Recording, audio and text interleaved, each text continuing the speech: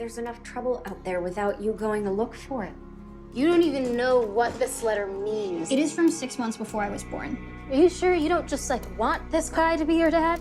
Or like everything's just gonna magically make sense? Well, I have to find out. Hello, I'm looking for Carl Hendricks. I'm Alex, Judith, kid. Ben, how are you doing, sir? Hi, Howard. Good morning. I'm Good to see well. you. Congrats on the movie. You It's too. fantastic. I loved You it. I too. really, I loved it to bits. It's fantastic. I've spoken to Devon and to Emma as well about the film, and wow, it's fantastic. I loved it.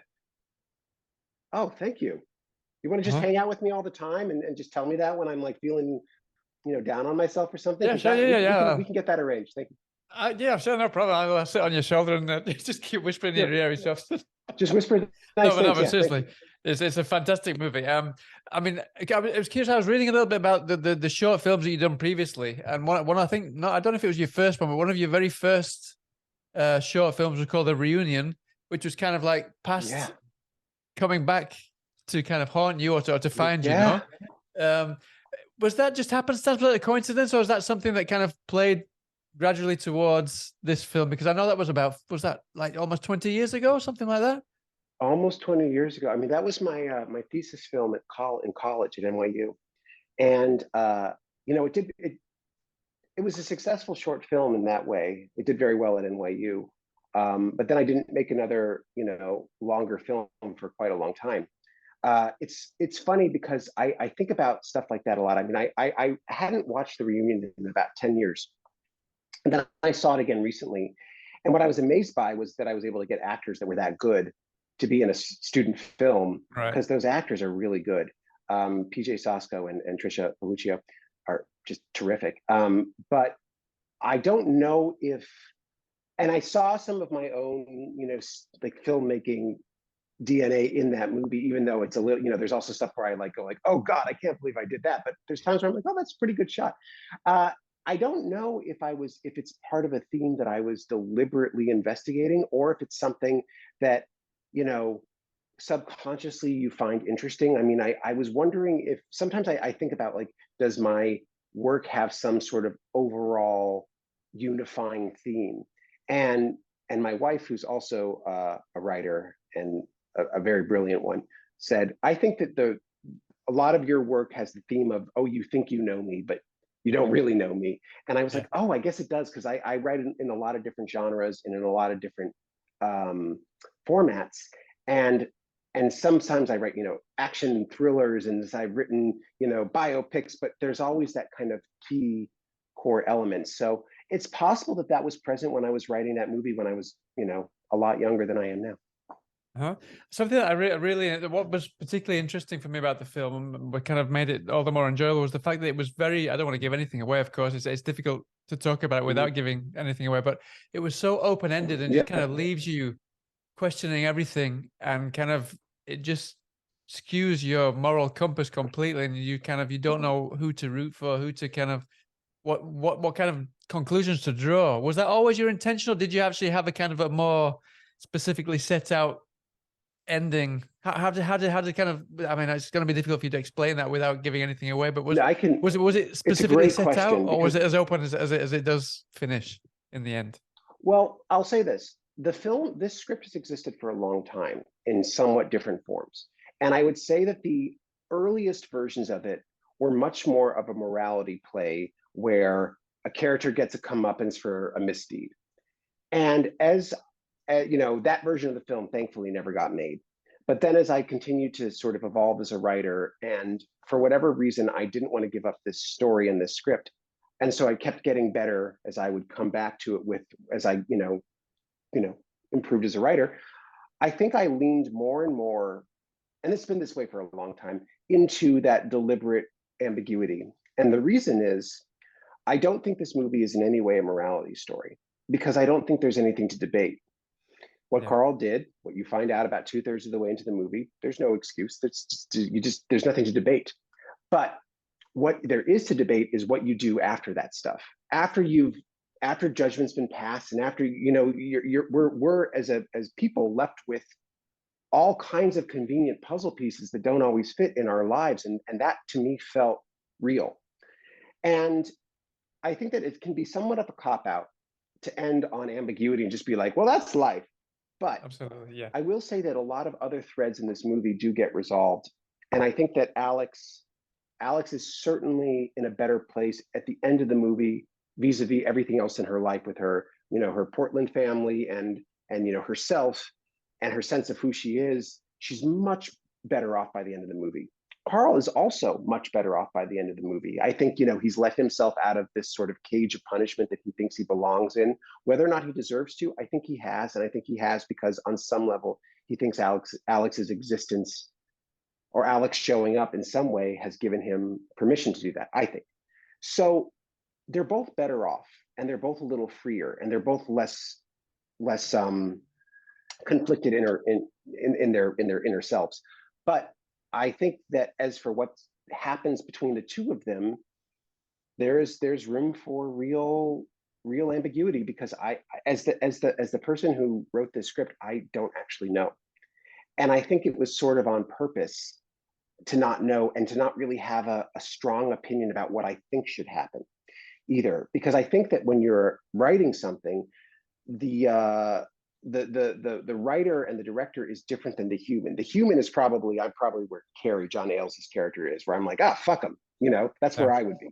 But as the writer director, you can't say that about any of your characters. You have to love all of them, regardless of what they've done. So I don't know. And I'll tell you one other thing, which I think is really interesting in regards to that. When I was on set, one day I had a crew member come up and say, do you think Alex and Carl will have a relationship when this movie's done? Because I really hope they do. I think they're both better off for knowing each other. And I said, yeah, I totally see that. I don't know. I see what you're saying. And then later on that same day, a different crew member completely coincidentally came up to me and said, I don't see how Alex can have a relationship with Carl when this movie's over. I mean, I know that they connect, but I don't see how she could ever get past it. And I said, I totally get it. Completely understand. Yes. I don't know. And I think that kind of, it's a conversation it's a debate, but it's not a moral debate. It's an emotional debate. And I think that's sometimes stuff that can be really interesting. So yes, the film's ending was very much for a very long time, always going to be heading in that direction, because I think there are some questions that I'm not qualified to answer.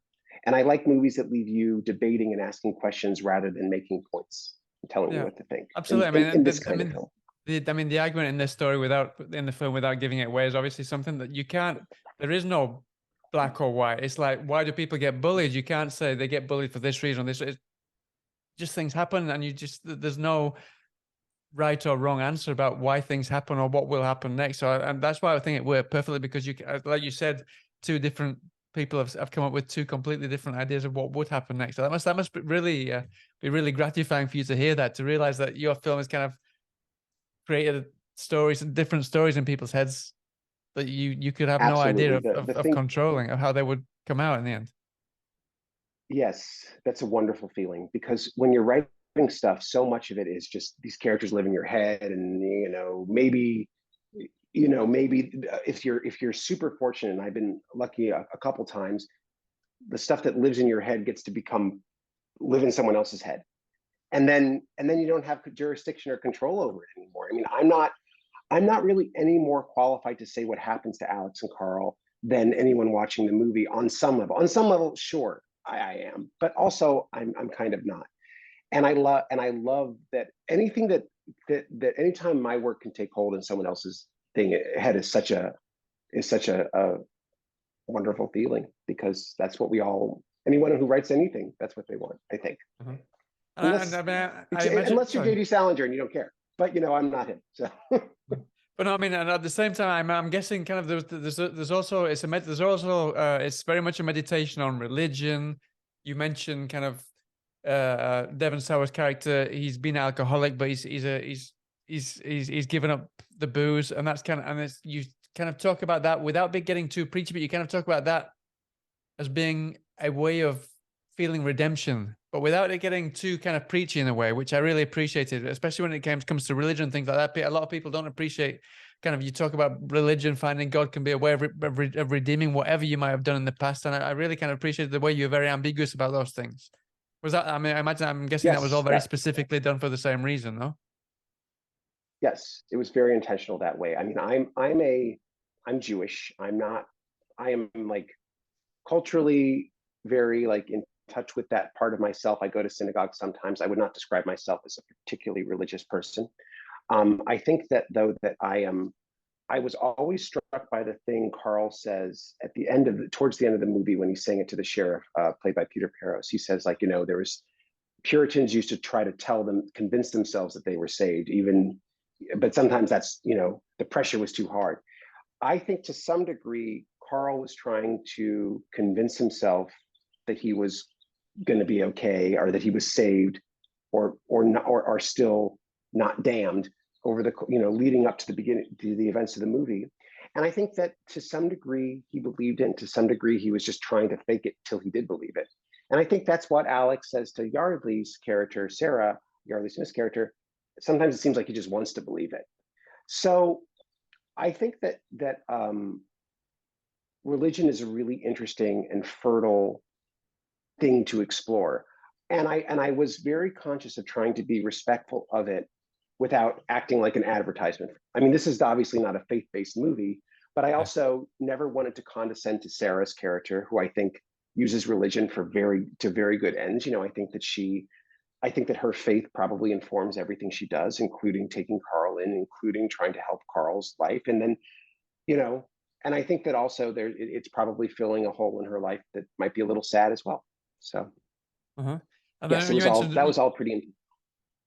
You mentioned earlier that in your first the short film that you did, the student film, you got a great cast in there. You got a fantastic cast here as well. Obviously, I imagine kind of the most complicated, the most uncomfortable role. I spoke to Devon about it. He said he was kind of reticent at first to take it on because of there's a big weight on your shoulders to take on a role like that. Oh yeah. Was it difficult to convince him, or did he convince himself and eventually kind of gave you a call and said, "Hey, I want to do this. I realized that it's time to do this kind of film now." Did he tell you that I stalked him on Instagram? No, he didn't. No, he didn't tell. Come on, tell me all. Well, Carl's a hard role to cast. This movie has been around. This script has been around for years and years, and we had actors come. A couple of people are attached to Carl and then dropped off for whatever reason. A couple of actors attached to Alex dropped off for whatever reason. Also, another Carrie came and went. Money came, money went. It was a movie that was almost about to get made for a while and then kind of kept falling apart. So when it came time to cast it for real, and we were really going to do it, what happened was we made the offer to Devon. I was told that he liked the script. That was what I got from the casting director. And then I was told that he was passing because of pilot season or availability or something. So I was like, that's not acceptable, because at that point I had fallen in love with Devon's. I had watched enough of his work to have fallen in love with him for the character. So I was like, how do I get to him? So I reached out to him on Instagram and sent him a direct message saying, "Hi, I'm the guy who wrote the script that I think you might have liked, but then passed on. If you give me a chance to plead my case, I would, be forever grateful," and or something like that. And then he said, "Yeah, okay, we can set up a FaceTime." So he and I set up a FaceTime, and I was just very passionate about the character and passionate about the movie. And I told him what my vision of it was, and he kind of said, "Let me think about it," but he was kind of leaning towards yes. And then he said, "Okay, I'll do it." And the thing about Devon's part and Devon's performance is, I think it's an incredibly brave performance he gives, because I think that he allows a character who most actors wouldn't deem worthy of being likable. He gives that character dignity and humanity, and that is a scary thing to do for that kind of character. Yeah. But in doing so, he makes the character feel very multidimensional. He makes him feel kind of sympathetic, and as the movie is constructed to be from Emma Horvath, Alex's perspective, you feel her love for him, and then you feel her betrayal. And I think that if Devon hadn't given a performance that was that endearing and that brave, we never would have done that. So I think that it's still probably scary for him to have given this performance, because the people are saying, "Oh, how do you relate to this character?" And he's like, whoa, not a lot. And I think the only, but he was able to find ways to make Carl feel real. And he showed up every day, ready to work, knowing his character, knowing what he needed to do. this movie did not have a lot of money. I don't think it's a shock to hear for anyone to hear that. And every day we really depended on the actors being completely prepared. And Devon Sawa came ready to work every day and really made that character pop. So I'm forever grateful that he took my Instagram stalking request. Yeah, no, the and stalking pull came through, and yeah. It did the yeah. job.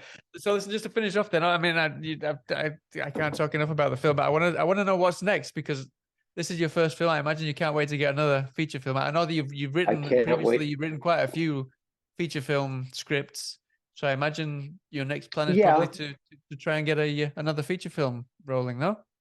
Yes, I kind of go back and forth between features and television. So I created and ran 2 seasons of a show called In the Vault, which is on Crackle right now, and I directed a few of those as well. That's great fun. Different type of thing, more of a thriller mystery kind of sexy teenage thing. And I just came off of a big Netflix IP show, and so what I'd love to, I have a couple irons in the fire. They're all different genres. They're all at different stages. Some have producers and stuff circling. Some are still in complete final draft folders. I just had a baby, so I'm a little bit behind. All right, congratulations. Finishing up work. Yeah, but thank you. I mean, I love my daughter more than anything, so it's the first time in my professional life I'm really taking a breather for a minute while this film comes out. But yes, I have a couple scripts that are ready to go, a couple more I'm finishing, and hope to get back on set sooner than later. I mean, there's nothing like it. There's nothing like it. It's the best thing in the world. Brilliant. Well, listen, thank you so much for your time, and it's been a pleasure to meet you. And I wish you the best of luck with the film when it comes out at the end of the week. I can't wait for people to see it. I'm sure it's going to go down really, really well. And I hope to speak to you again sometime soon about something else. I hope so too, Howard. This was great talking with you. Thank you so much. Yeah, nice to speak to you. All right, take care. All the best then. You too. Cheers then. Bye now.